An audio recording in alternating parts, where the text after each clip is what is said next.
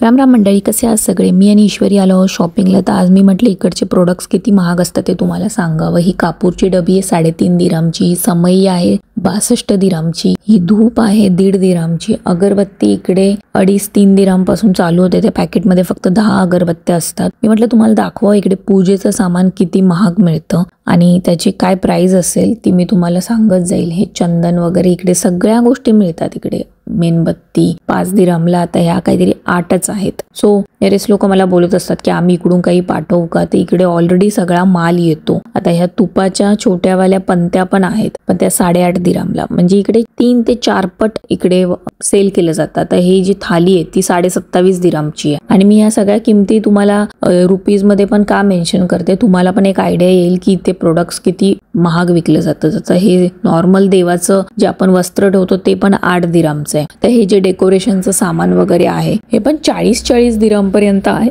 तर स्वस्त नाहीये. इंडियामध्ये कितीला मिळतं मला नक्की कमेंट करून सांगा.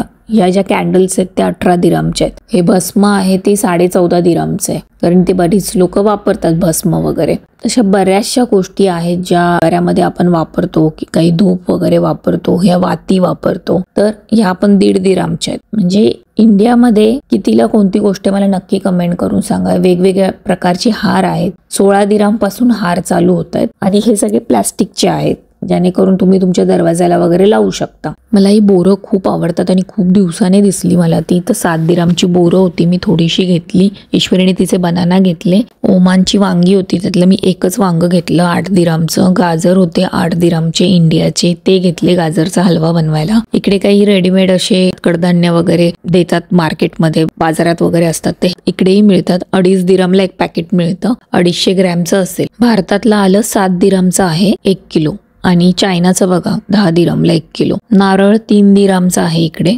11.5 दिरामची इकडे फणसाच्या बिया आहेत 1 किलोच्या, आणि मला फणसाच्या बिया खूप आवडतात. मला फणस पण आवडतो. तर जेव्हा पण मी भात लावते ना कुकरला, तेव्हा मी फणसाच्या बिया लावते. तर तुम्हाला पण आवडत असतील तर मला कमेंट करून सांगा. आजची माझी शॉपिंग बघून तुम्ही बोलाल ही तर काय वेगळंच खात असते. 12 दिरामची इकडे मला मस्त इंडियन गवार मिळाली, आणि मला ही गोष्ट खूप आवडते की पाहिजे तशी कवळी कवळी निवडून घ्यायची. नाही तर आपल्या इकडे कसं डायरेक्ट ते लोक टाकतात, उचलतात आणि टाकतात. त्यांना असं निवडायला टाइम नसतो. माझं वजन वाढायचं मेन कारण म्हणजे हे चॉकलेट क्रोझॉन्स. खूप कंट्रोल करते नाही खायचं, पण मला पाहिजेच असतात. आणि ईश्वरीसाठी हे मी मंथमधून एकदा घेतेच डोनट, जे तिला खूप आवडतात. आणि इकडे आता आम्ही असंच थोडं नवीन एक ब्रँड आलेला, त्याचं चिकन आम्ही ट्राय करत होतो आणि आम्ही घेतलं. ते खरंच खूप छान लागत होतं. हे अजून एक मोठं कारण आहे माझं वजन वाढायचं, लंडन डेअरीचे आईस्क्रीम्स. आता ईश्वरी बिचारी आजारी म्हणून खाऊ नाही शकत, थोडी सर्दी आहे, पण मी तिच्या समोर न खाता ती झोपल्यानंतर रात्री खाणार आहे. सो अशा प्रकारे इकडे शॉपिंग करायला आलेली मी. माझ्या पैशाने थोडीशी पण घेतली एवढी शॉपिंग. म्हटलं आता नवऱ्याचंच कार्ड मारणार, माझं नाही मारणार.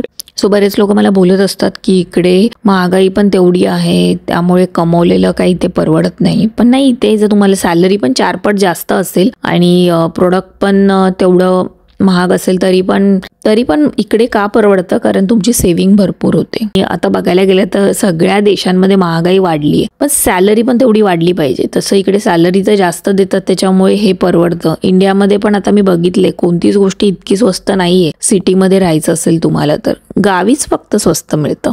सो माझा आजचा व्लॉग कसा वाटला नक्की मला कमेंट करून सांगा. खरंच.